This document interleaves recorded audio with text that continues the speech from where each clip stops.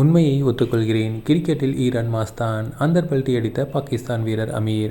T20 உலகக்கோப்பையின் 2வது அரையிறுதியில் இங்கிலாந்தை 7 ரன்கள் வித்தியாசத்தில் வீழ்த்தி இந்தியா த்ரில் வெற்றி பெற்றது. இந்த வெற்றியை கண்ட பாகிஸ்தான் முன்னாள் வேகப்பந்து வீச்சாளர் முகமது அமீர் இந்திய அணியை தாராளமாக பாராட்டியுள்ளார். ஹார்னா மானாகே என்ற நிகழ்ச்சியில் பேசிய அவர் தனது முந்தைய கணிப்பு தப்பாகிவிட்டதை ஒப்புக்கொண்டதோடு இந்தியா இந்த தொடரிலேயே விளையாடாத மிகச்சிறந்த கிரிக்கெட்டை அரையிறுதி எனும் பெரிய மேடையில் விளையாடி தங்களது திறமையை நிரூபித்துவிட்டதாக புகழ்ந்து தள்ளியுள்ளார். இந்த வெற்றியின் பின்னணியில் அக்சர் பட்டேலின் ஃபீல்டிங் மிக முக்கியமானது என அமீர் சுட்டிக்காட்டியுள்ளார். ஹாரி புரூக் மற்றும் வில் ஜாக்ஸ் ஆகியோரின் கடினமான கேட்சுகளை அக்சர் பிடிக்காமல் இருந்திருந்தால் இங்கிலாந்து ஒரு ஓவர் முன்னதாகவே இலக்கை எட்டியிருக்கும் என அவர் அதிரடியாக தெரிவித்துள்ளார்.